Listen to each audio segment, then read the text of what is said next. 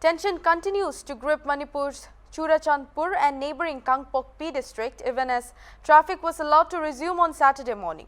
However, shops remained shut. The crisis-hit parts of the northeastern state has seen unrest the entire Friday night as protesters confronted the police despite heavy forces of the latter in place.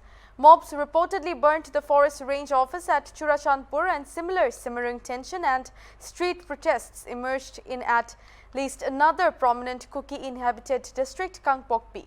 At least 11 protesters were reportedly injured during the late-night confrontation in Churachandpur. Police sources said they are ready for any untoward incident that could happen in different pockets of the Kuki-inhabited areas. According to reports, there are roadblocks at almost every village. Here's the story so far. The present Manipur imbroglio involves the current N. Biren Singh-led state government of Manipur and the indigenous tribal communities living in the hill areas. The state government has been undertaking eviction drives claiming the areas to be encroached lands. Tribals have been residing in these areas for decades. According to reports, eviction drives were carried out in February this year in one of the Kuki villages, Ke Songjang at Churachandpur. Another village, Kung Pi Nausen, and its adjoining areas were served with notice of eviction in August 2022. A newly formed group, the Indigenous Tribal Leaders Forum, which is a conglomerate of a number of recognized tribes, called for a peaceful rally on March 10th and submitted 2 memoranda to Chief Minister and Governor of the state, stating that the tribals had been living in the hills since the pre-independence period. It also alleged that evictions were not done in accordance with Article 371C, which gives a special status to Manipur. The state's forest department has claimed that Ke Songjang village was created in 2021 by encroaching the Churachandpur Khaupum protected forests, which violates the Forest Acts, rules, Supreme Court's order and the state government's standing order.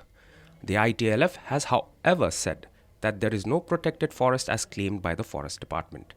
The General Secretary of the Kuki People's Alliance said it has been trying to tell the government that its move is illegal and that technically and legally they are on the wrong footing. But he said they don't listen. The Indigenous Tribal Leaders Forum-led protests are also opposing the state government's survey of reserved and protected forests and wetlands.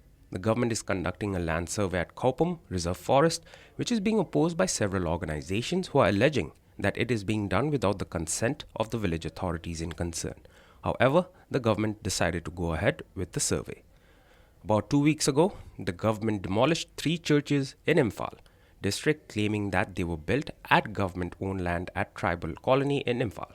The Catholic Holy Spirit Church, Evangelical Lutheran Church and Evangelical Baptist Convention Church were demolished after the Manipur High Court order termed them illegal. This is also believed to be one of the trigger points of the ongoing protests. On April 28th, the local MLA of Churachandpur district, L.M. Khaute, invited the Chief Minister N. Biren Singh to inaugurate a newly constructed open gym and sports facility. It would also mark the MLA's 1 year in office as the representative of the region.